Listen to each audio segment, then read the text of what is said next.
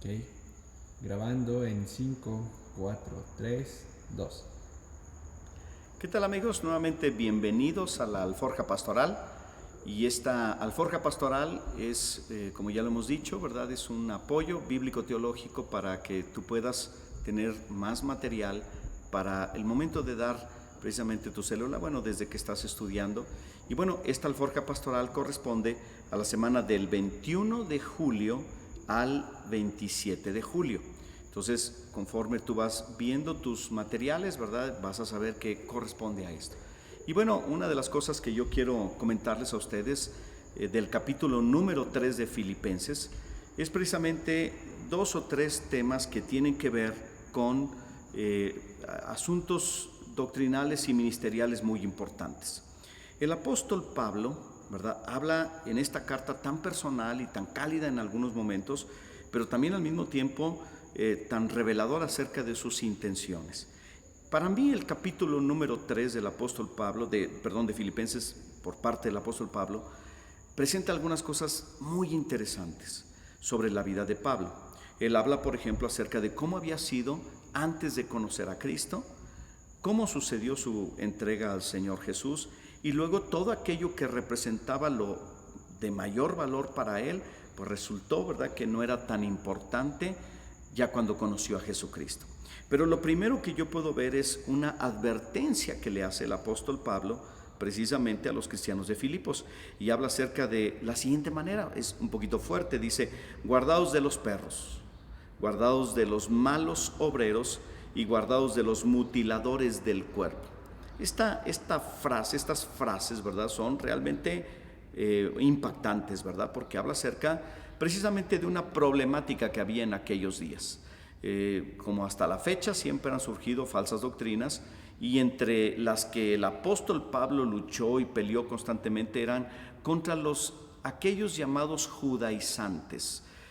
Los judaizantes eran personas que habían nacido y crecido bajo la religión judía, pero luego después, ¿verdad?, conocieron a Jesucristo, el Evangelio, y en lugar de dejar, ¿verdad?, algunas de las prácticas del judaísmo que los habían conducido precisamente a conocer a Cristo, ellos mezclaron las prácticas del judaísmo con nuevas ideas o las nuevas propuestas del cristianismo, y entonces se volvieron legalistas. Y básicamente su propuesta es que si ellos querían recibir la gracia de Dios, los nuevos cristianos, sobre todo los que venían de la gentilidad, que no habían sido judíos, entonces tenían que cumplir con ciertos ritos del judaísmo, a lo cual aquello se convirtió en un problema, y en un problema doctrinal, tanto que los llevó a los primeros cristianos, a los apóstoles, a hacer el primer concilio. Y eso tú lo puedes leer en el capítulo número 15 del libro de los Hechos, en donde se presentan los problemas, ¿verdad?, que traían los judaizantes de querer obligar a los gentiles a guardar algunos aspectos de la ley. Entre ellos estaba precisamente la circuncisión. Y de ahí viene esta frase: guárdense de los mutiladores del cuerpo. Entonces es porque ellos decían, bueno, si realmente quieres ser un buen cristiano, tienes que circuncidarte, porque tienes que pasar de alguna manera con algunos aspectos del judaísmo. A final de cuentas, los apóstoles y el apóstol Pablo dijeron: no, no va a ser así, ni debe ser así.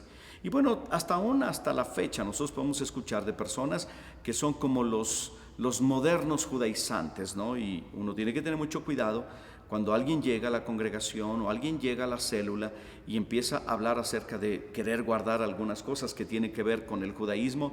Déjame decirte, las tradiciones de los judíos en aquellos días de Jesús llevaron a Jesús a la cruz. Entonces ellos realmente no son amigos de la cruz de Cristo, sino enemigos de Cristo. Entonces uno tiene que tener mucho cuidado.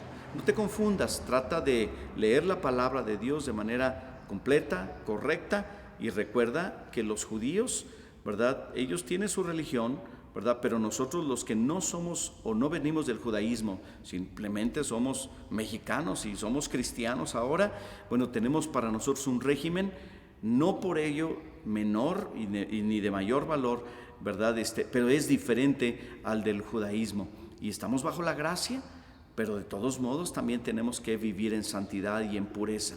Otro de los asuntos que a mí me llama la atención es precisamente lo que Pablo piensa de Cristo, y habla acerca de que él estima las cosas antiguas como pérdida con el propósito de conocer más a Cristo, o como dice ahí, ¿verdad?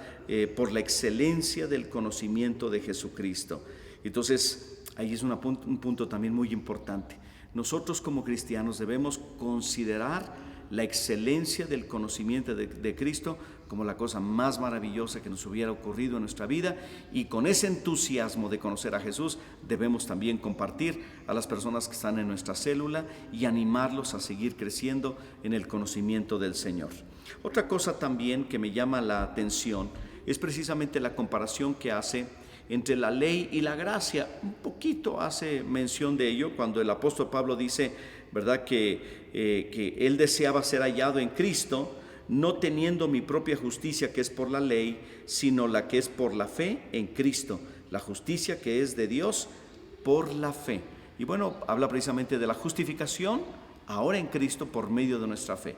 Antes la gente trataba de justificarse y tratar de encontrar la salvación a través del cumplimiento de la ley. Nosotros no tenemos que hacer eso, sino que en cumplimiento a aquella ley, Cristo muere por nuestros pecados, y ahora lo que hacemos por Él lo hacemos por amor a Él, porque Él nos liberó de aquel poder de la ley que nos confinaba a la muerte, porque nosotros la violábamos constantemente. Pero Cristo vino a traer y a modificar precisamente y a cumplir la ley para que nosotros pudiésemos también tener ahora, bajo la gracia de Cristo, una vida nueva, una vida diferente, una vida consagrada y entregada.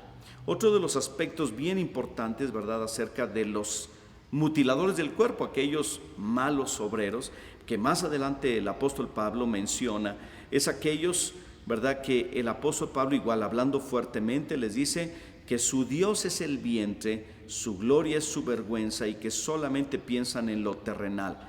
¿Quiénes eran estas personas? Volvemos a los judaizantes, ¿no?, que le hicieron la vida de cuadritos al apóstol Pablo, se oponían a la gracia de Dios y al plan divino, ahora en Cristo Jesús, ¿verdad?, de libertad, de bendición y de vida abundante por medio de Jesucristo. También habla acerca, y es un punto doctrinal también muy importante, la ciudadanía. Nosotros ahora en Cristo Jesús somos ciudadanos del reino de los cielos.